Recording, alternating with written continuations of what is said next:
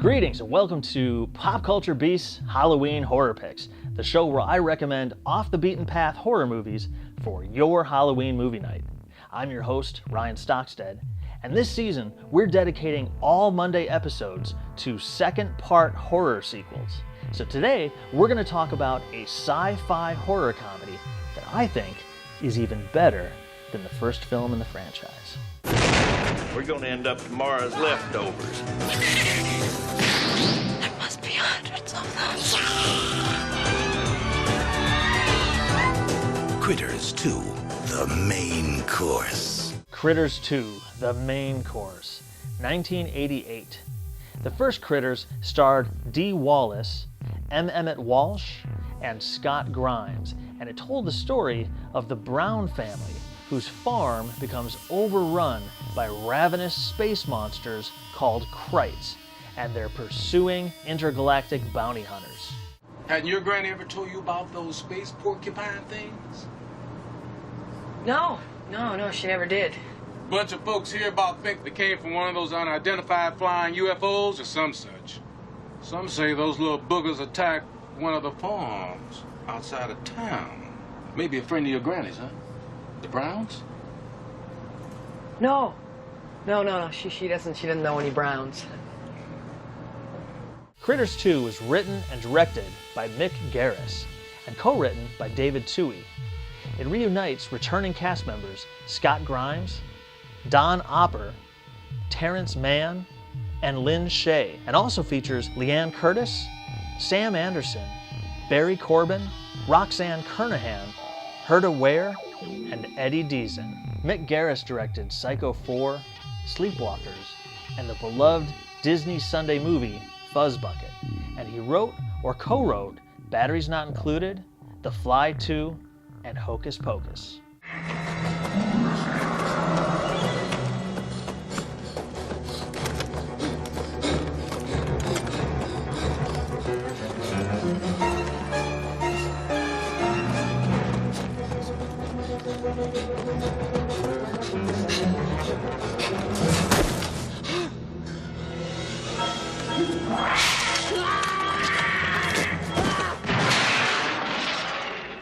David Twohy's writing credits include Warlock, Timescape, The Fugitive, Waterworld, Pitch Black, Riddick, and a 90s sci-fi favorite of mine, The Arrival.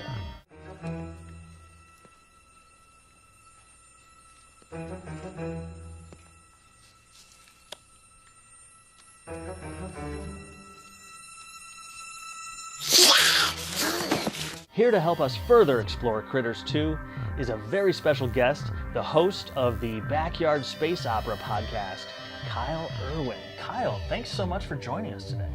Thank you for having me. Yeah, definitely. So what can you tell us about Critters 2? Well, Critters 2 takes place a few years after the events of the first movie. It opens in space where bounty hunters Ugg, Lee, and Charlie get some bad news. The G-sweep of the planet Earth indicates residual Krite life. G-sweep's wrong. No way, Your Holiness. I was there. I saw it all. The G-sweep is infallible. The Council is very nervous when it comes to the Krites. They are a lethal plague and must be wiped out. Pay for the hexapod kill shall be withheld until the eradication of Krites on Earth is verified. There must be no doubt. It turns out a batch of Krite eggs has survived all these years in an abandoned barn, so it's back to Grover's Bend, where young Brad is returning to visit his grandma for Easter vacation. I got a stop press story for you. Oh, what's that? Bus driver finds Grover's Bend? Brad Brown is back in town. Bradley Brown? The boy who cried critter. It doesn't take long before the eggs start to hatch, and the hungry little Krites claim their first victim.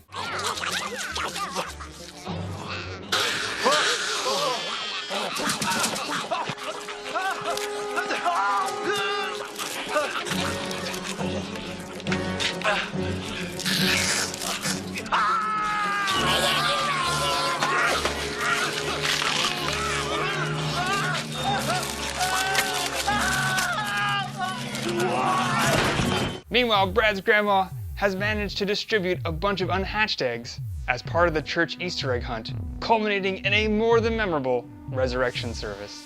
And entering into the sepulchre, they saw sitting on the right side a young man clothed in a long white garment.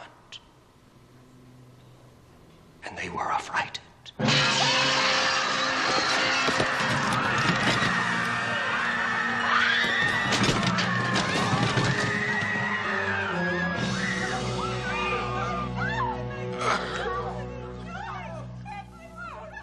Yeah, this is one of only a very few Easter-themed horror movies that I can think of, and it's definitely the most fun.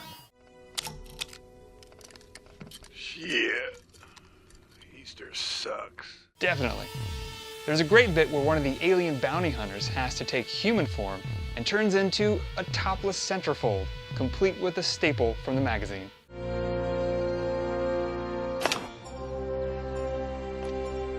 Kill Christ. With all the critter carnage happening in town, Brad reaches out to an old ally from the first movie, Sheriff Harv. Harv is now retired and living in a trailer, and he's transformed from M. Emmett Walsh into Barry Corbin. But don't worry, he's just as acerbic and mean-tempered as always. You have to come with us, Harv. What are you doing? What does it look like I'm doing, Einstein? I'm doing what any intelligent, God-fearing Grover Benders would do. I'm hauling ass. You can't leave now. This town needs you. Yeah? This town voted me out in the landslide. This town can kiss my ass. The great Chiodo Brothers, Charles, Edward, and Stephen, designed and created the critter effects, and the movie's full of wonderful puppetry and goopy practical effects.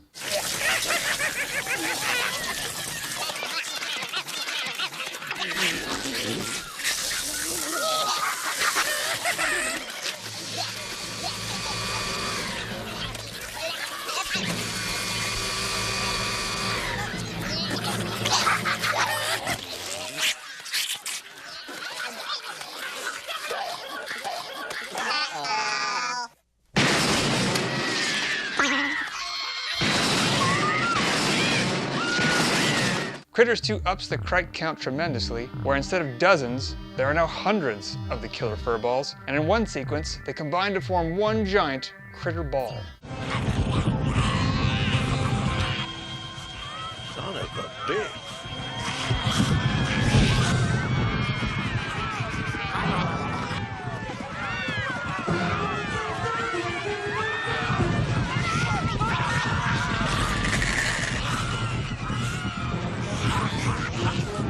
Critters 2 is a great sequel and a fun sci-fi horror comedy that is sure to please fans of the original movie, as well as anyone who likes Gremlins, Tremors, or Killer Clowns from Outer Space.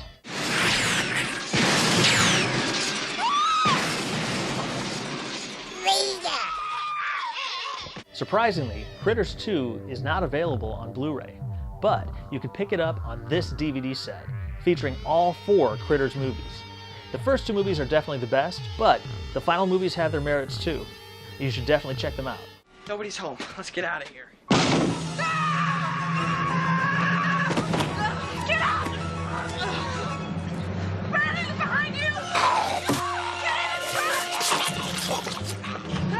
Get in! Don't let the wind in! Don't get in! Damn it! You're flooding it! Then you run, damn it! Whenever we have a guest on the show, we like to offer up the end of the episode for them to talk about one of their favorite horror movies. So, Kyle, what's your Halloween horror pick? My Halloween horror pick is House 2, The Second Story. House 2, released in 1987, is a sequel in spirit only. It's not connected to the first film, except for the concept of a house with extra-dimensional gateways. Where the first movie was spooky and clever with some comedic fun, House 2 fully turns into the skid, delivering a over-the-top fantasy, comedy, adventure with horror overlays in the same vein as Army of Darkness. House 2 is written and directed by Ethan Wiley and based on a story by Fred Decker. It stars Ari Gross and Jonathan Stark, with Royal Dano playing a zombie cowboy. House 2 is my favorite kind of horror movie because the heroes take deliberate actions to fight the villain with special powers and a supernatural good guy at their side. Yes, there's spooky fun, and they're screaming and running away from the monsters, but in the end, when an electrician, played by John Ratzenberger, pulls out a sword to charge into a breach in dimensions, like it's the 4th time he's done it this week, I know it's my kind of movie. Hold on a second, will you? I've been through this kind of thing before. Just don't touch anything till I get there. Looks like you're gonna need the help of a professional.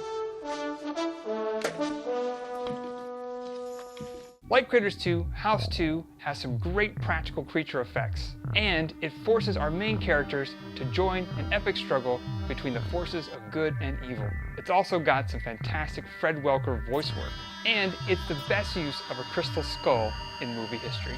So if you're looking for a movie this Halloween that's fun with fantasy elements and doesn't take itself too seriously, I recommend House 2, The Second Story. You idiot! House 2, The Second Story. This place gives me the creeps. That's a great pick. Thanks for bringing that.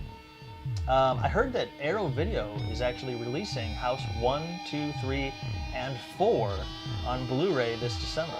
I think, if I remember correctly, House 1 and 2 are the only ones that are going to be available for all markets. Then 3 and 4 are UK only. But, of course, if you have a region-free or region B Blu-ray player, it doesn't matter. That's awesome. People should definitely pick those up. Yeah, I agree. Thanks for watching Pop Culture Beasts Halloween Horror Picks. And a special thanks to our guest, Kyle Erwin, for helping us out this episode. I'm your host, Ryan Stockstad. This season, we're devoting all Monday episodes to Part 2 horror sequels. So be sure to like us on Facebook and subscribe right here for new episodes every Monday, Wednesday, and Friday, right up through Halloween. Thanks again for watching. Watch horror movies. I'll see you next time.